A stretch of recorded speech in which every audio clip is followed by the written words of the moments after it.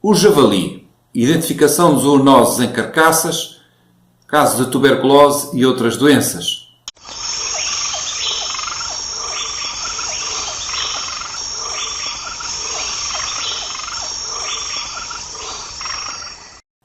Olá amigos, eu vou fazer hoje este vídeo a pedido de vários companheiros que me pediram como identificar numa carcaça que o animal se encontra ou não em estado de ser consumido e quais os sinais que podemos neles encontrar que indiquem a presença de tuberculose. Eu não sou veterinário, mas ainda assim recolhi o máximo de elementos que pude na internet para poder dar uma resposta rápida. Espero no futuro fazer um programa com um veterinário que possa, ele próprio, então aí sim com a autoridade de um veterinário, complementar esta informação e disponibilizá-la a todos vós. Neste mapa vemos que a taxa de incidência de tuberculose por países, feito em 2011, mostra que o Brasil não é, nem de perto nem de longe, um dos países que se encontra em pior circunstância. Os agentes infecciosos que produzem a tuberculose são o Mycobacterium tuberculosis, com as suas diferentes estirpes relacionadas mais com determinadas espécies de infecção.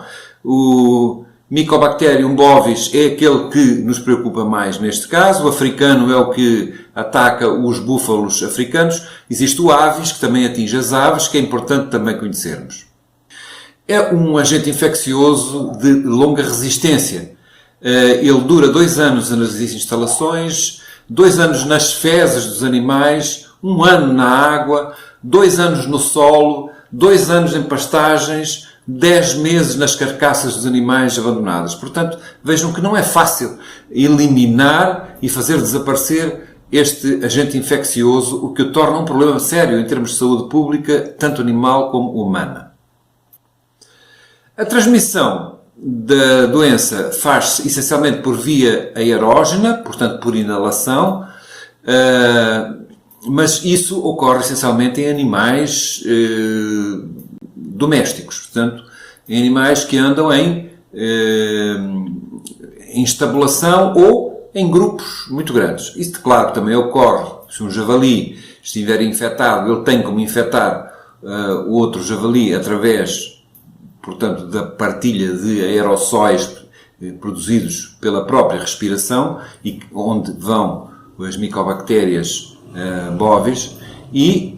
Mas a razão pela qual um foco infeccioso pode passar à população de javalis é essencialmente a outra, a via digestória de alimento ou água contaminada ou resíduos fluidos provenientes de animais infectados. No caso dos bovinos, a concentração destes nos sistemas de produção fomenta a doença. No caso do javali, ele começa por se infeccionar nos bebedouros, nos pastos, comendo alguns restos mortais de uma vaca que tenha morrido com tuberculose e depois a propagação é levada para diante quando o javali vai beber ao mesmo bebedouro das vacas e a vaca vai receber então agente infeccioso. E quem fala, a vaca fala o veado campeiro, o veado galheiro e todos os animais da fauna autóctone. Como se manifesta a tuberculose em suínos? Ocorre basicamente de 2 formas de tuberculose nos suínos. A generalizada, causada pelo bacilo de mamíferos, especialmente o Microbacteria bovis, e que provoca emagrecimento progressivo, pneumonia e lesões calcificadas, contendo material semelhante à areia em vários órgãos, como os gânglios, fígado, pulmão e rins. Esta forma de tuberculose é rara atualmente em criações modernas de suínos. Em criações. Mas é aquela que está a aparecer, ou que pode aparecer, em javalis selvagens proveniente de infecção a partir dos bovinos. A tuberculose localizada, ou linfoadenite, tuberculoide, está associada aos bacilos das aves, portanto que é o Mycobacteria avis, e provoca lesões limitadas em gânglios da faringe, pescoço e intestinos. Esta forma praticamente não interfere no desenvolvimento dos suínos e somente é identificada por ocasião do abate, quando o veterinário inspeciona a carcaça. Portanto, o animal não emagrece, mas tem os sinais e é importante identificá-los. A tuberculose como a zoonose, no que diz respeito aos humanos, é uma doença ocupacional que pode atingir tratadores dos rebanhos bovinos, açougueiros e magarefes, veterinários, membros da comunidade rural e nós acrescentamos aqui os caçadores, porque um caçador, ao abater javali infeccionado, pode contrair a doença ou entrar em contacto com fluidos do animal ou se eventualmente fizer consumo da carne do animal infeccionado. Vemos aqui que a tuberculose bovina existe em vários estados do Brasil, embora numa percentagem bastante baixa. Nós temos aqui que em Minas Gerais 0,07% em quase 1 milhão de bovinos abatidos foram encontrados com sinais de tuberculose. Mas na região sudoeste de Minas Gerais, aquela de onde surgem essas imagens que correm na internet, 0,17% das amostras tinham tuberculose positiva, que são regiões com mais gado leiteiro. O gado leiteiro é mais propenso a obter infecção de tuberculose por dois motivos. Os zebuínos são mais resistentes à tuberculose bovina. E, em segundo lugar, o gado leiteiro vive mais confinado e, portanto, maior a possibilidade de infecção pela via respiratória. Em Mato Grosso do Sul encontramos também percentagens mas bastante baixas, 0,013%, portanto uma concentração mínima. A conclusão que podemos obter é que estes números, que são francamente positivos num contexto internacional para a pecuária, apenas revelam que nossos serviços pecuários brasileiros são altamente eficazes no combate a este problema. Mas estamos a falar do combate à tuberculose na pecuária. Quando essa tuberculose passa para o mundo natural, quando passa para a fauna selvagem, aí não há, neste momento que eu conheça, qualquer plano ou projeto de plano para o combate, para uma ação contra uma zoonose. A tuberculose não é das coisas mais graves, porque não tem uma velocidade de expansão muito grande, mas há outras que são, e a prevenção devia ser feita para todas elas, incluindo a própria tuberculose. Portanto, a forma como o plano de defesa está montado permite a adoção de medidas sanitárias num curto período de tempo, isso é verdade para o rebanho bovino e suíno. No entanto, na fauna selvagem, como vetor de contaminação, nada. Vemos, portanto, aqui um quadro com as medidas voluntárias e compulsórias do Programa Nacional de Brucelose e Tuberculose, que tem demonstrado uma eficácia fantástica. O Brasil deixou de ser considerado um país-problema e passou a poder exportar, e é por isso mesmo que gostaríamos que não fosse por via da fauna selvagem que o Brasil viesse a perder essa fonte de rendimento tão importante, especialmente no momento em que as dificuldades económicas do país são muito grandes. E o que é que pode fazer o caçador no meio disto tudo para ajudar? A primeira coisa são medidas em áreas com histórico de zoonoses. Não há justificação para o caçador viver preocupado e em pânico com os javalis de áreas onde não há tuberculose bovina. Isto no que diz respeito à tuberculose. Mas há que ter cuidado com doenças. Qualquer javali pode apresentar uma doença. E não tem obrigatoriamente que ser uma das doenças de zoonose. Da mesma forma como os humanos também apresentam uma infinidade de doenças, nem todas são epidémicas, também no javali ocorre. Mas há algumas que dão origem a zoonoses, com prejuízos para a saúde humana e para a saúde animal. E há que saber verificar e prevenir. Nós, caçadores, temos um papel importante nisso tudo, embora até agora as autoridades não tenham dado o devido valor ao caçador, nem os meios necessários para que o caçador possa ajudar. Medidas em áreas com histórico de zoonoses. O que pode fazer o caçador? Pode-se proteger das contaminações, com o uso de luvas de borracha na abertura da carcaça, até confirmar que não há contaminação. É claro que depois pode continuar com as luvas, mas até confirmar que não há contaminação em áreas onde tenha sido encontrado casos de tuberculose bovina, especialmente a javalis, há que ter cuidado. Pode proteger os seus cães, evitando que tenham contacto com tecidos ou fluidos de javalis e até confirmar que não há contaminação. Pode proteger o espaço de contaminação. usando, por exemplo, um saco de plástico quando está abrindo o animal para que os seus fluidos e sangue não venham a contaminar o solo. Vimos que demora 2 anos a que o microbacilo ou microbactéria morra e deixe de infectar. Proteger a fauna selvagem de contaminação pela carcaça. Se possível, incinerá-lo no local. Caso não seja possível, a presença e atuação das autoridades de saúde e ambientais. Garantir que a carcaça não vai ser consumida por predadores ou necrófagos, tornando-se também eles agentes infectados e infectantes. Recolher amostras e informação para as autoridades. Este é um aspecto importante. Se souber fazer, faça uma colheita de sangue e tecidos do órgão suspeito e faça chegar às autoridades. Colha o máximo de fotos de órgãos afetados e do aspecto do animal. Informe detalhadamente tudo às autoridades. É importante também para a sua saúde e para o seu país.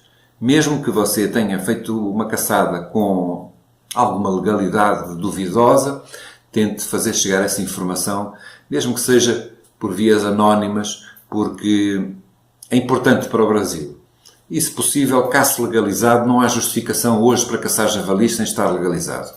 Esterilizar as facas e outros utensílios que tenham estado em contacto com o animal infectado. Não queira você, utilizando uma faca no animal que este descobriu que estava infectado, depois, ao limpar um outro javali que não está e que você vai consumir, você vir a ser infectado de tuberculose por causa da faca.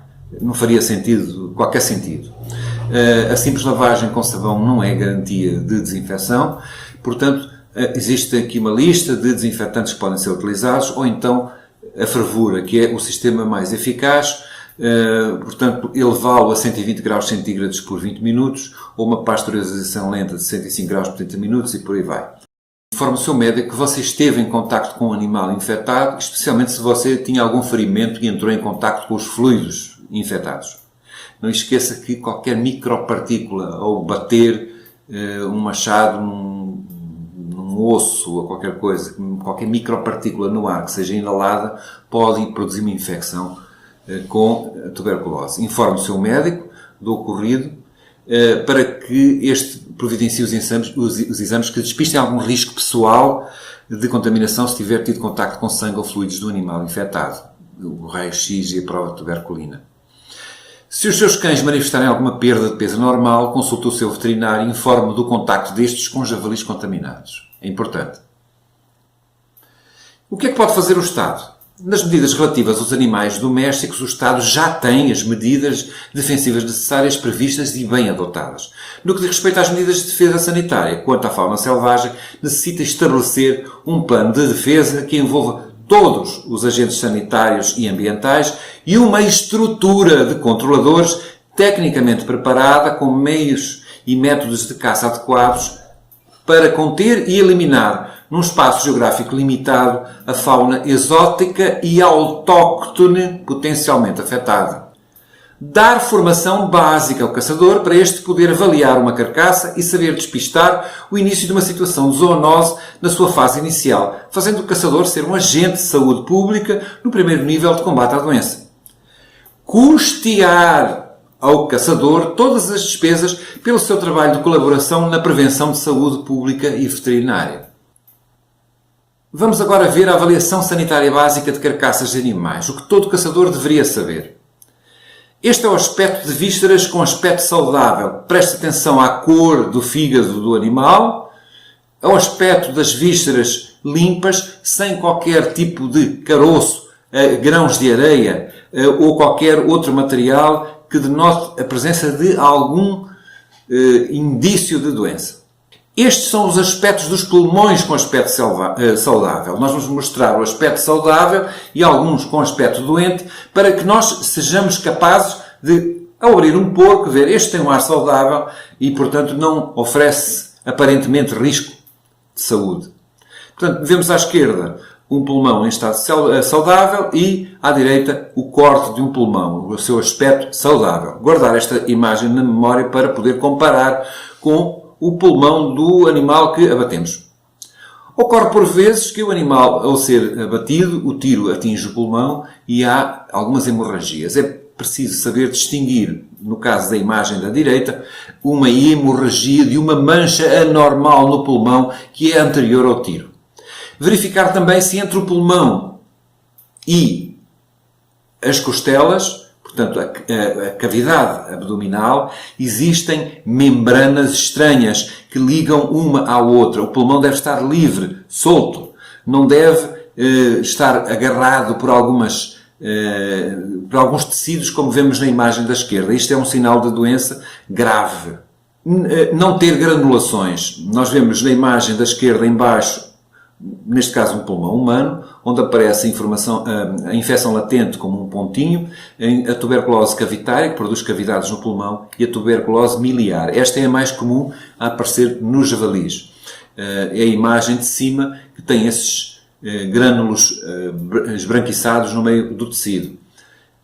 Depois vemos um gânglio também com esse aspecto estranho, branco. Quando os gânglios são negros, ou quase negros, aqui aparecem com este aspecto branco leitoso. Aqui as lesões pulmonares, neste caso é numa bezerra, mas pode acontecer com aspecto semelhante nos javalis.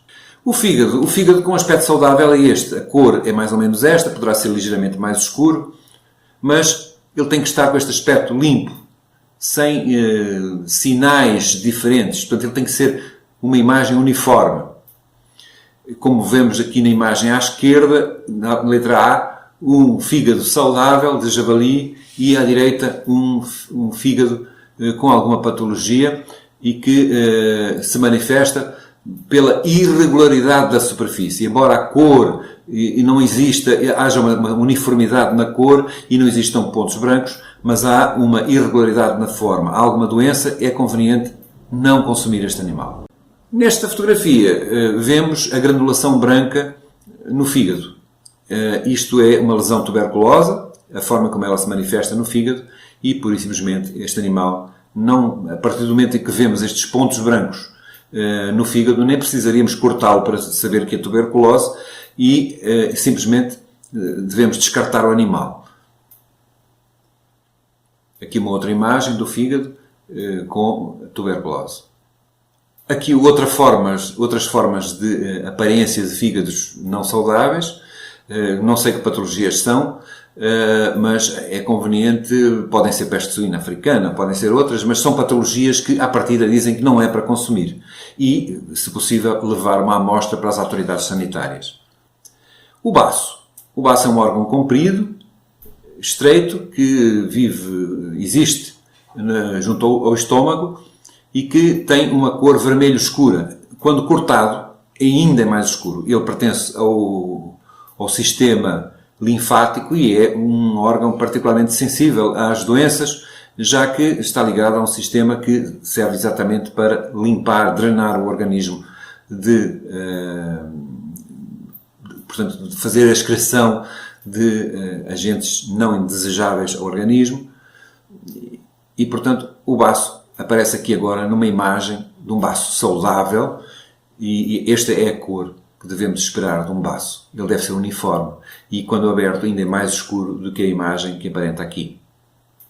Os rins. Os rins são outro dos órgãos onde se manifesta a doença com facilidade. Nós chamamos de tuberculose renal, mas na verdade é uma tuberculose que apenas se alojou no rim.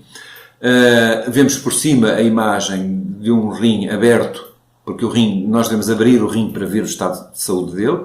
Às vezes, por fora ainda não apresenta sinais, mas já existem granulações dentro.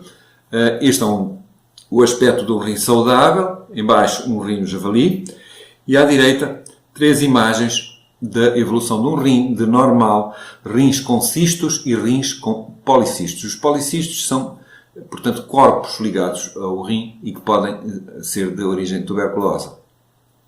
O sistema linfático está aqui representado, possui, portanto, os gânglios linfáticos que funcionam como órgãos que pertencem a este sistema, que atuam localmente, acompanhando vários outros órgãos, e neles se detectam facilmente a presença de agentes infecciosos, porque eles manifestam imediatamente a reação a esses agentes infecciosos. Então, localizando estes gânglios e abrindo-os com uma faca, vai-se perceber se eles estão saudáveis. Estando saudáveis, há uma garantia quase plena de que o animal é absolutamente saudável. Ao abri-los, vamos ver depois, eles têm um aspecto escuro e mais ou menos uniforme, ou um marmoreado de cores muito próximas. Se ele tiver alguma purulência ou algumas manchas brancas, ou granulações, como vimos nas fotografias iniciais no pulmão, isso significa que o animal está infectado e há que descartá-lo de imediato. Aqui vemos dois gânglios fáceis de localizar, que são os gânglios da parótida, portanto, que estão juntos à glândula salivar da parótida e que, identificados, podem ser abertos e verificados se se encontram no estado que desejaríamos para poder ser consumido. Aqui, portanto, vemos o mesentério, que é um tecido que liga os intestinos, e nesses mesentérios existem uma quantidade enorme de gânglios linfáticos que podem e devem ser abertos para verificar se existe alguma infecção, alguma doença ligada ao sistema digestivo. Aqui vemos o conjunto de gânglios, aqui com aspecto saudável, o pré-escapular, o submandibular, o retrofaringeal, o gastrohepático, o renal e o mesentérico. Estes tipos de gânglios linfáticos, ao serem abertos, nos indicam se nas áreas para os quais eles estão destinados como sistema de drenagem e excreção de agentes não interessantes ao organismo, se existe algum tipo de doença. Aqui vemos, portanto, um gânglio aberto e com granulações resultantes da tuberculose. Portanto, falando agora sobre uma questão que identifica a presença de tuberculose. Ao existir tuberculose num javali, ao cortarmos com a faca os seus tecidos, tanto o fígado como o pulmão, como os gânglios linfáticos, sentimos muitas vezes uma sensação de areia no fio da faca. Isto tem a ver com cristalizações, especialmente calcificações, que ocorrem nos tecidos e que dão esta sensação de areia na faca. Ao ter esta sensação de areia, isso significa que o animal não se encontra em condições de ser consumido e, por aí simplesmente, deve ser descartado. Na dúvida, descarte sempre. Descarte sempre a carcaça do animal. Até que haja um serviço veterinário de avaliação de animais de caça, como na Europa, que faça a confirmação, caberá ao caçador fazer a despistagem de animais que não têm condições. E na dúvida, descarte sempre. E quando eu falo em descarte sempre, é tanto para consumo humano como para os seus cães. Os seus cães também podem contrair tuberculose. Vamos ver agora um filme com o Dr. Manuel Vassalo, um grande amigo, um grande mestre, também nesta área da sanidade animal e da sanidade da caça, caçador profissional, veterinário, um amigo do Brasil, que também nos dá o prazer de vez em quando, nos vir aqui trazer os seus conhecimentos. E este filme é um excerto de um filme realizado em Portugal, numa caçada ao veado.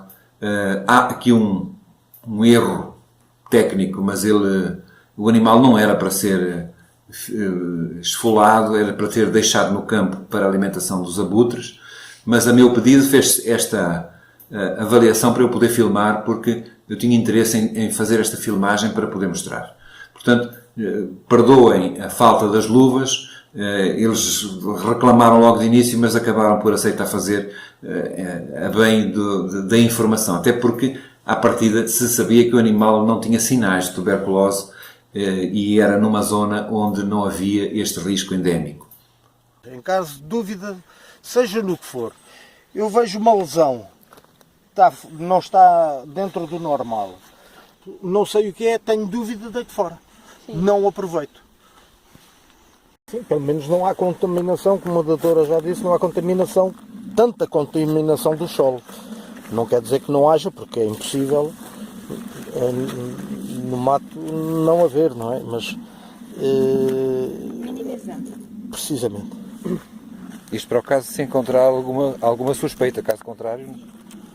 Sim, caso contrário, se este animal estiver sanitariamente bom, nós estas vísceras, não é, utilizamos estes órgãos, deixamos no campo para alimentação de carnívoros, de abutres, pronto. O membro anterior e cortar a direito entre o pescoço e o membro anterior e o gânglio pré-escapular da escápula encontra-se aqui na parte anterior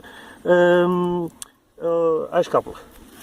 Só acrescentar uma coisa, algumas vezes aparecem logo nos músculos intercostais e nas costelas, aparecem logo, não vale a pena estar a dizer os nomes próprios, mas aparecem tipo umas bolas assim brancas, parece de sebo. Se cortar essas bolas são purulentas. É logo um sinal de tuberculose. A partir daí está a rejeição total da carcaça. Já não vale a pena continuar com mais nenhum exame, porque é rejeição total. Pronto, aqui temos o nosso gânglio pré-escapular. Temos que reparar no tamanho, se ele está hipertrofiado, se está inchado, e depois de um corte a meio, confirmar a cor, que tem que sempre ser uma variação de preto e de branco. A cor normal será este marmoreado que se encontra aqui, por exemplo, nesta ponta, será a cor normal. E esta cor está hemorrágico devido à adrenalina, ao stress do tiro. Portanto, a hemorragia fica com o gânglio hemorrágico, mas que não tem problema absolutamente nenhum. Neste caso, o veado, se tivesse alguma patologia relacionada com esta zona do corpo ou com outra, teria o gânglio hipertrofiado e provavelmente com presença de pus no interior. E granulações às vezes parecem areia, não? Exatamente. Granulações, ao passar a faca, nós sentimos, se for o caso, ao passar a faca sentimos uma granulação parecendo areia, sinónimo da tuberculose. Isso é uma coisa importante, até porque se pode extrapolar para o gado bovino. E os caçadores no Brasil podem dar essa informação até aos pecuaristas que tenham, aos peões ou uma coisa qualquer, de que tenham cuidado quando sentirem que parece que está areia dentro do gânglio, é tuberculose.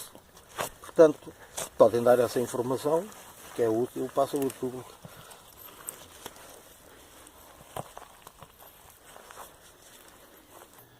E por agora é tudo, amigos. Espero que tenha servido o objetivo de informar e de formar. Estamos à vossa disposição e, quando quiserem, é só pedir. Hunting Brasil responde. O que soubermos, claro. Obrigado.